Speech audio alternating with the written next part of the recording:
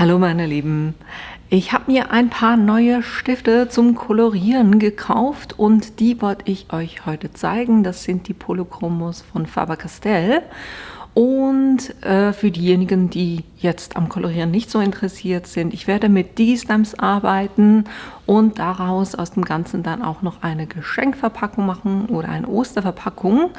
Von dem her sollte da für jeden ein bisschen was dabei sein. Mehr dazu gleich nach dem Intro.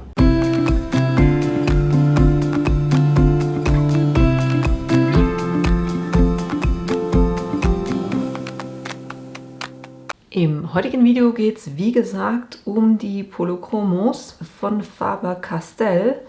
Und ich muss sagen, sie sind nicht ganz günstig, aber ist halt schon eine Qualität, ne? Und ihr seht, hier habt ihr echt super viele Farben. Und was die speziell macht, ist, dass es die Pigmentierung, die ist wirklich super. Lichtbeständigkeit, Farbbrillanz, weicher, farbsatter Abstrich, wisch- und wasserfest. Die Dicke sind 3,8 mm von der Mine und ihr habt eine hohe Bruchfestigkeit.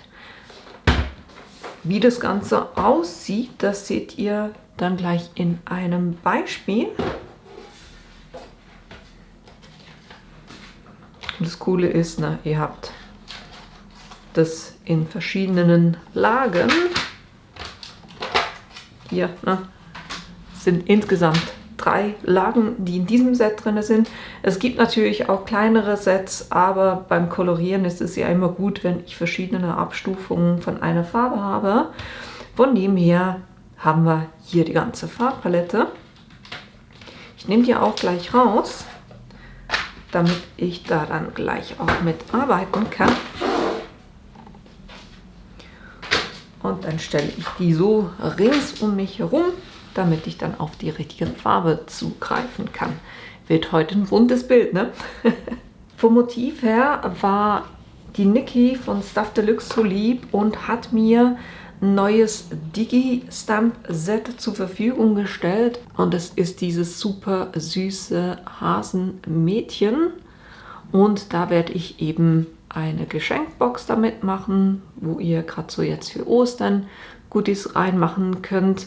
Und ich habe extra auch das ausgedruckt vom Digi-Stamp, was koloriert ist, um euch das zu zeigen. Solche Sachen eignen sich auch super, wenn man jetzt nicht so geübt ist beim Kolorieren, dass man da sich das als Referenz nehmen kann, um dann selber zu kolorieren. Was ich als allererstes mache, ist, ich gucke mir an, was für Farben hier drin sind und versuche mir so mindestens von einer Farbe 3 Abstufungen, 4 teilweise, zu nehmen, damit ich da die Farbe aufbauen kann. Und wenn ihr eben so ein Bild als Referenz habt, dann seht ihr dann auch, wo die Schattierungen sind. Wir haben hier bei den Ohren innen drin, hier bei den Ohren auf der Seite. Das heißt, das Licht wird tendenziell von der Seite kommen, wenn man sich den Stempel anguckt. Natürlich haben wir Schattierungen unter dem Kopf. Dann überall, wenn irgendetwas höher liegt als das andere, die Hand auf der Möhre, die Möhre über dem Kleid, dann wirft es auch immer so einen leichten Schatten. Hier auch das Kleidchen bei den Füßen. Und das versuchen wir dann einfach nachzubilden. So, ich habe mir die entsprechenden Stifte rausgesucht fürs Kleid, für die Möhre, für die Blätter von der Möhre und für das Fell und die Backen, damit die so ein bisschen rosa sind. So, ich habe euch versucht, so nah wie möglich ranzunehmen und würde sagen, ich fange jetzt einfach mal an mit Kolorieren. Und ich bin jetzt hier im Moment auf meiner Unterlage und die ist uneben und es ist immer ungünstig, weil das werdet ihr nachher sehen, wenn irgendetwas strukturiert ist. Ich mache das jetzt kurz so, dass ich hier das auf die Box nehme, weil dann bin ich auch ein bisschen näher bei euch dran. Und ich fange jetzt einfach mal mit dem Kleidchen an und ihr geht von hell nach dunkel und wieder zurück. Also ihr verwischt immer die nächst dunklere Farbe wieder mit der hellen.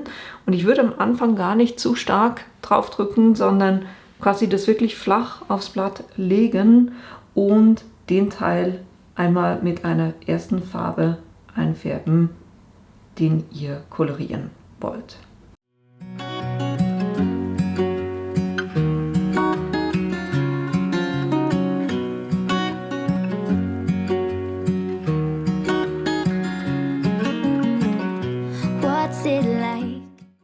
So, jetzt ist schon mal die erste Farbschicht drauf und das habe ich gar nicht gesagt, das hier ist einfach ein weißes 200 Gramm Papier, mit dem ich arbeite. So, und jetzt sehen wir hier bei dem, dass ich hier Schatten habe. Hier hat es ein bisschen, natürlich entlang der Möhre, hier unter der Tatze und dann hier unten auch noch. Und genau das versuche ich jetzt nachzubilden.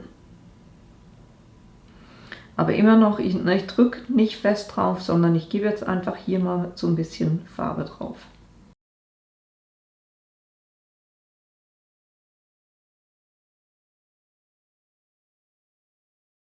Jetzt gehe ich wieder zur letzten Farbe zurück. Moment, hier habe ich noch ein bisschen was vergessen.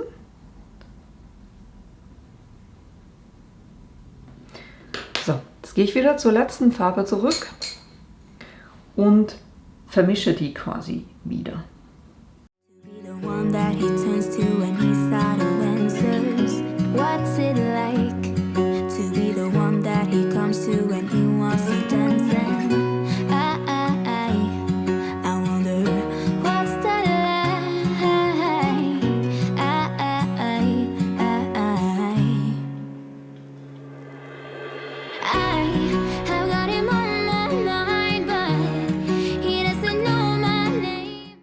Gehe ich noch zur dunkleren Farbe. Und das Ziel ist wirklich, dass ihr die Farben, also dass ihr keine Kanten seht, da wo die eine Farbe in die andere übergeht. Von dem her fange ich hier auch wirklich nur leicht an. Ich mache immer so leicht kreisende Bewegungen.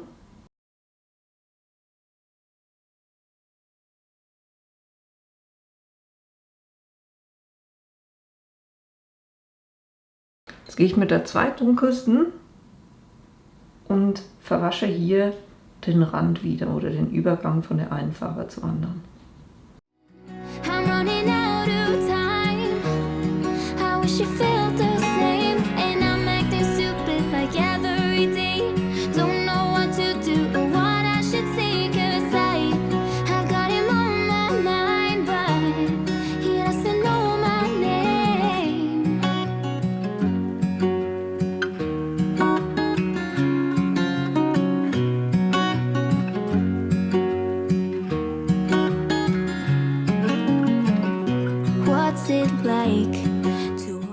So, dann haben wir schon mal das Kleidchen. Jetzt gehe ich zur Möhre rüber und ich mache nochmal genau dasselbe. Das heißt, ich fange mit meiner ersten Farbe an und da aber möglichst flach.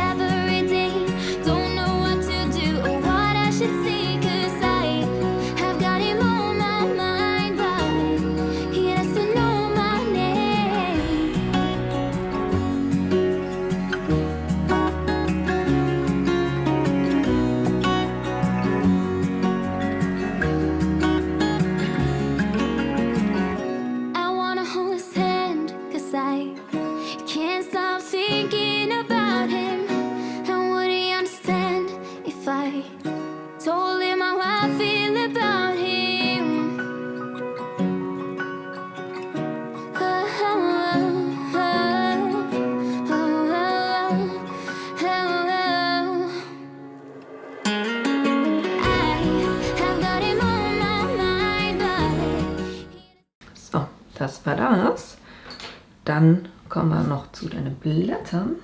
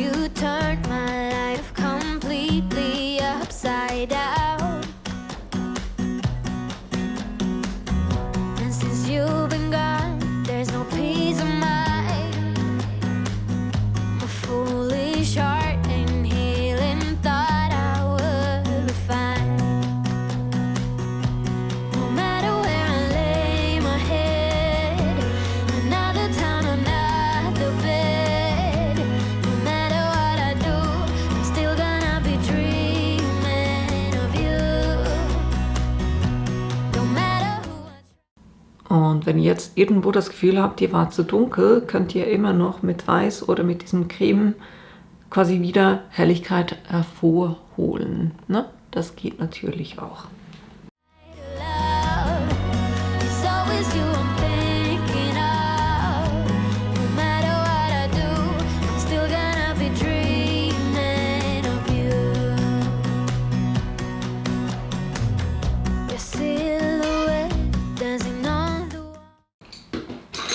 Dann kommen wir noch zum letzten Teil,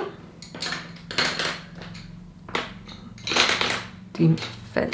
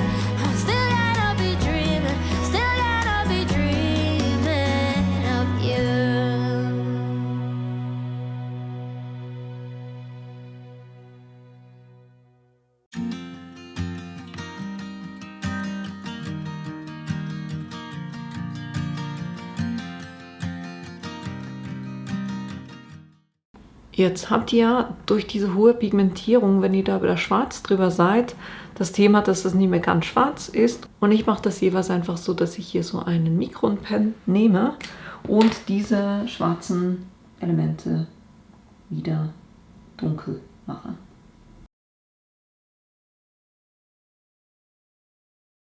Das war jetzt mein Versuch und na, ich bin auch kein Profi darin.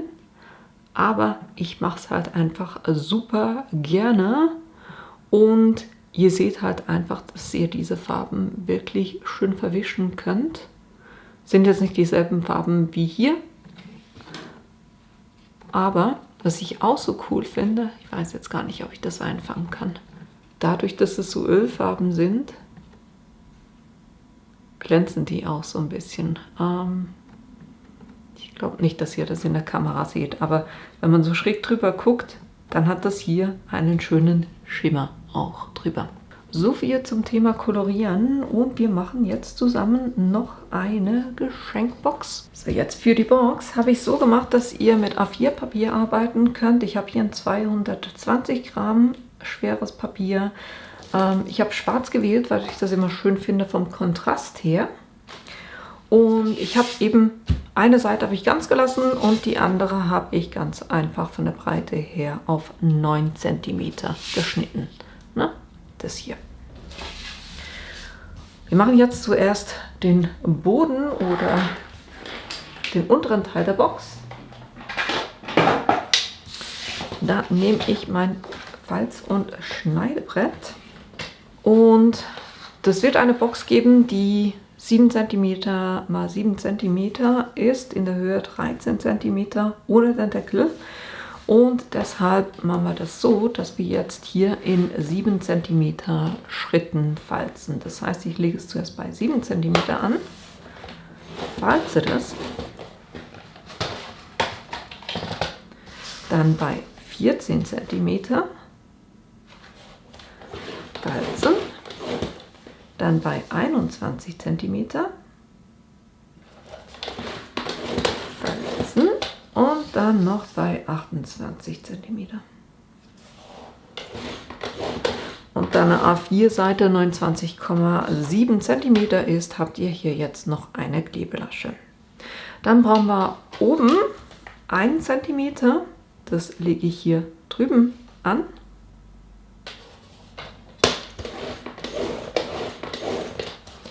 Und unten brauchen wir 7 cm.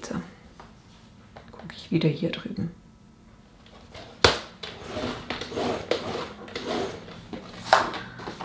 So, bitte. Und jetzt vom Schneiden her, hier oben könnt ihr, also oben heißt da, wo 1 cm gefalzt ist, da könnt ihr einfach immer bis in die Ecke das so ein bisschen einschneiden. Oder anschrägen nennt man das.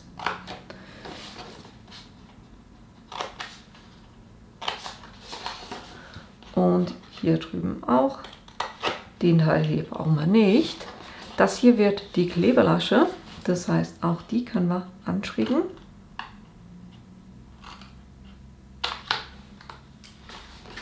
Und auch hier unten.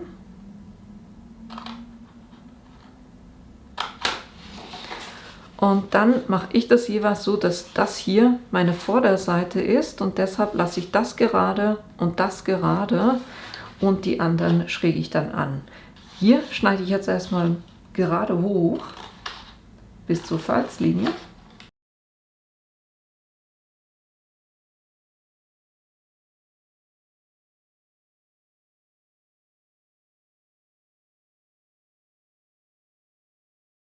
Dann könnt ihr die erste und die dritte könnt ihr auf circa die Hälfte zurückschneiden und die auch noch anschrägen.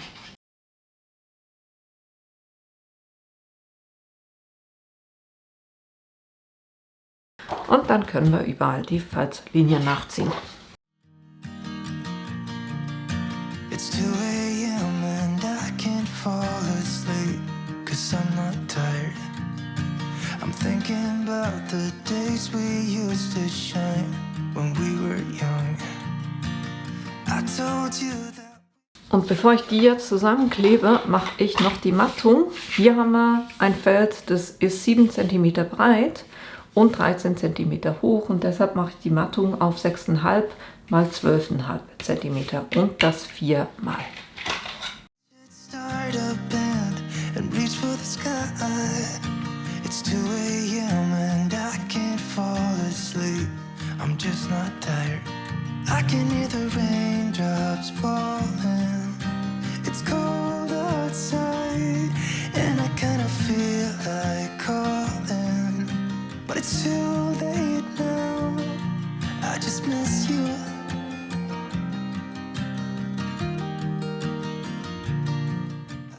Dann mag ich das gerne, wenn bei der Mattung die Ecken abgerundet sind. Das mache ich mit der 7 mm Ecke.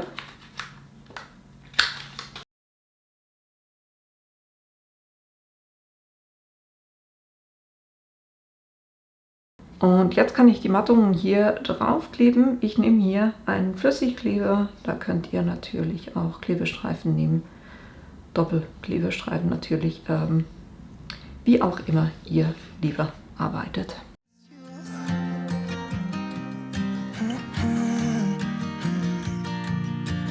We were such a constellation, right? No, you'd agree.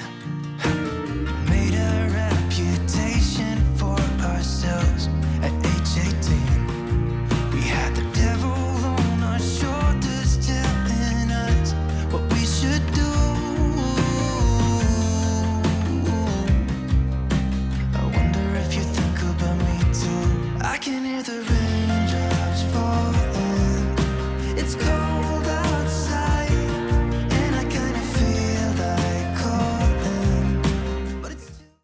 Dann können wir das Ganze zusammenkleben. Wenn ich sauber gearbeitet habe, dann müsste ich das erste umlegen können und das letzte drüber klappen. Und das müsste passen. So, dann hier oben die Laschen, die habe ich ganz einfach gemacht, dass wir hier einen schönen Abschluss haben und die Box auch noch so ein bisschen an Halt gewinnt. Das heißt, die könnt ihr ganz einfach nach innen kleben.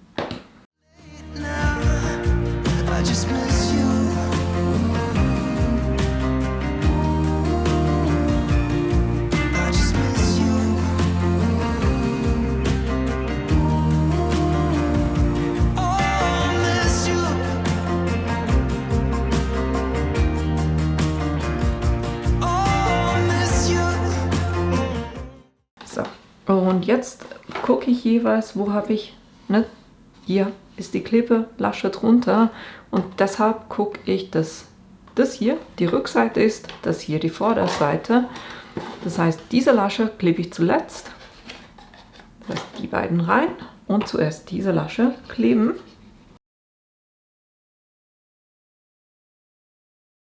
Dann einfach gucken, dass ihr schön gerade abschließt. Und dann die andere Lasche drüber. Auch hier wieder gucken, dass es schön abschließt. Dann könnt ihr das Ganze umdrehen und hier festmachen oder feststreichen. So, und so haben wir schon mal unseren Boden von der Box. Und dann kommen wir noch zum Deckel. Der ist wie gesagt eine A4-Seite lang, das heißt 29,7 cm und von der Breite 9 cm. Jetzt muss der Deckel ja ein bisschen größer sein als diese 7 cm, das heißt ich nehme 7,2 cm. Und so falze ich das jetzt auch. Das heißt zuerst 7,2 cm. Dann 14,4 cm, dann 21,6 cm und dann 28,8 cm.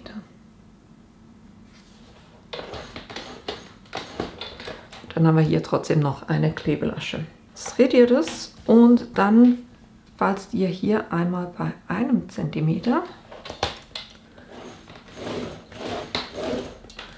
Auf der anderen Seite zuerst bei 1 cm.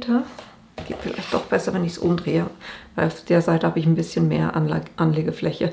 Das heißt einmal hier bei 1 cm.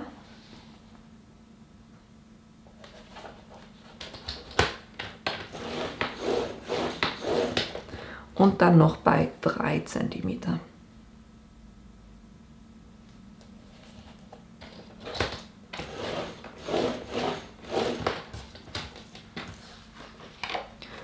Das heißt, wir haben hier 1 cm, hier 1 cm und das ist bei 3 cm.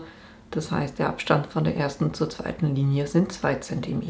Jetzt müssen wir hier noch ein bisschen mehr falzen und zwar braucht ihr bei 2 braucht ihr die Hälfte zuerst mal, dass ihr die anzeichnet.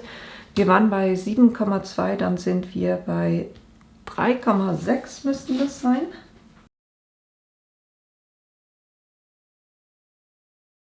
So, da habe ich auf beiden Seiten bei 3,6 eine Markierung. Und jetzt macht ihr eine Falzlinie von diesem Punkt in diese Ecke runter, von diesem Punkt in diese Ecke und dasselbe auch hier drüben, von diesem Punkt in diese Ecke, von diesem Punkt in diese Ecke. It's 2 a.m. and I can't fall asleep. I'm just not tired. I can hear the rain. So, und jetzt schneiden wir hier unten, wo ihr einmal die 1 und einmal die 3 cm gefalzt habt, auch hier könnt ihr diese Laschen anschrägen.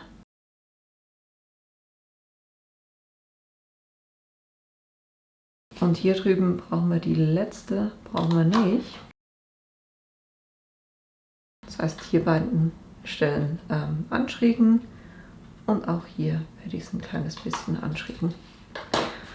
So, jetzt vom Walzen her muss die oberste geht nach draußen, ne, in diese Richtung.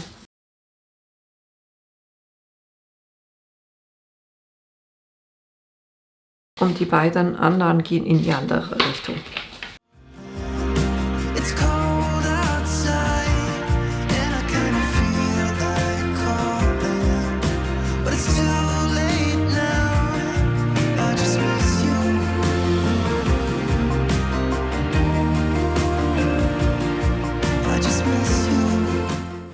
Und dann könnt ihr auch den Walzlinien, die ihr hier, wo ihr hier so Ecken gebildet habt, auch denen könnt ihr helfen, dass die nachher besser sich nach innen legen.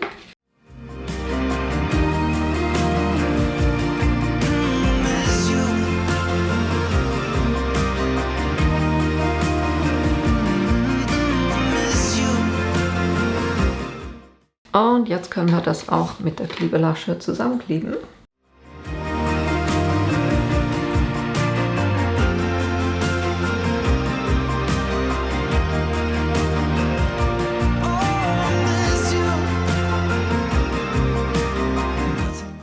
Dann auch hier unten diese Laschen reinkleben.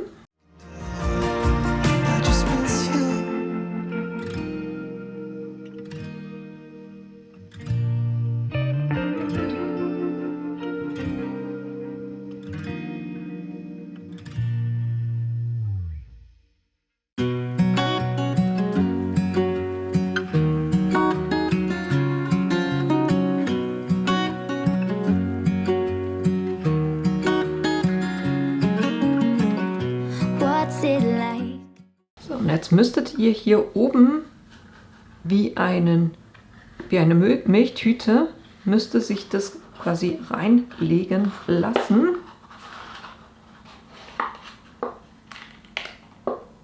Das heißt, ich drücke es zuerst zusammen und dann sollte es eigentlich bei diesem 1 cm fängt es sich auf beiden Seiten so wie an rauszulegen, weil ich brauche hier oben einen schönen Abschluss.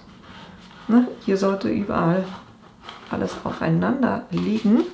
Ich gehe da auch jeweils rein und helfe dieser Kante noch, dass sie sich wirklich schön legt.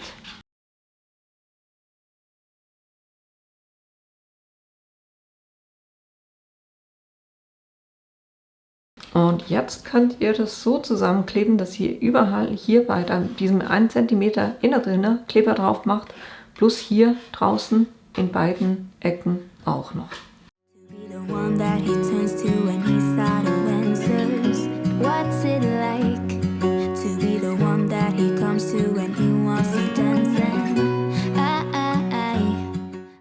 Dann könnt ihr das zusammendrücken.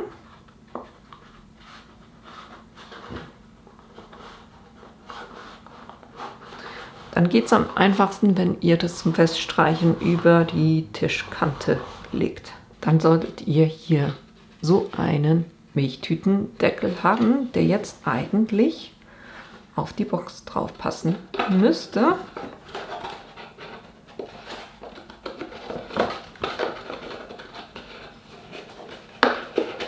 Doch. Er sitzt bei mir ziemlich satt, aber das passt auch wunderbar, weil der fliegt jetzt auch nirgendwo mehr hin. Super. Jetzt vom Motiv her ist es so, dass mir das Ergebnis nicht 100%ig gefällt von meiner Koloration. Und das liegt nicht an den Stiften, sondern das liegt an meinen Fähigkeiten zu kolorieren. Und ich finde auch, dass das Braun nicht 100%ig zur Farbe von der Box passt. Von dem her gehe ich dann trotzdem mit dem, was ich ausgedruckt habe und verwende das für was anderes oder übe einfach ein bisschen zu kolorieren, ne, damit es dann auch besser aussieht. Hier mache ich das so, dass ich das einfach kurz ausstanze.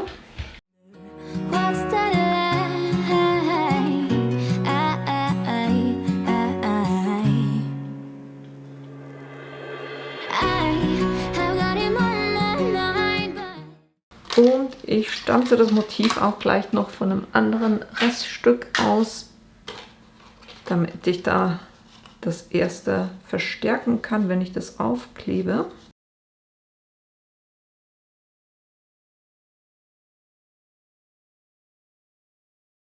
Dann kann ich die beiden kurz aufeinander kleben.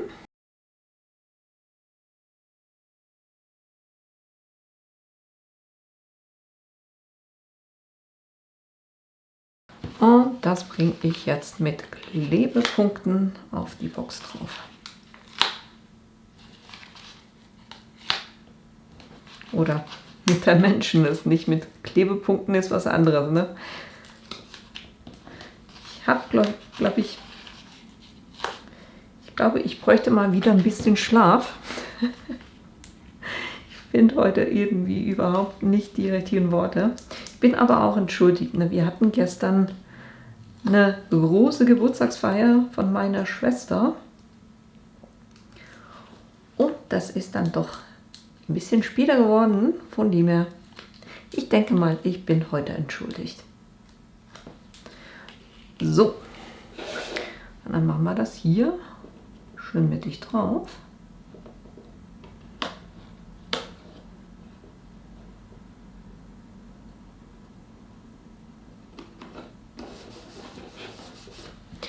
Und hier oben hätte ich gern noch eine Schlaufe.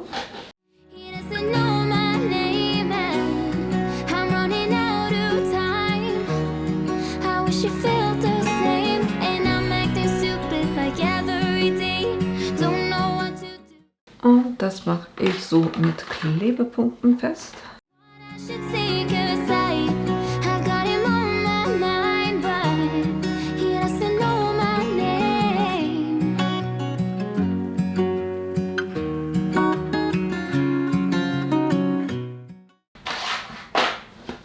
Und fertig ist die kleine Box.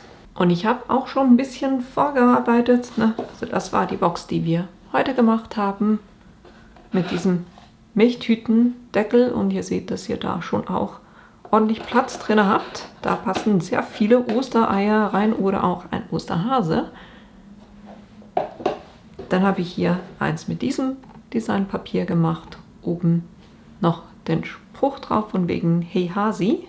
Finde ich super süß.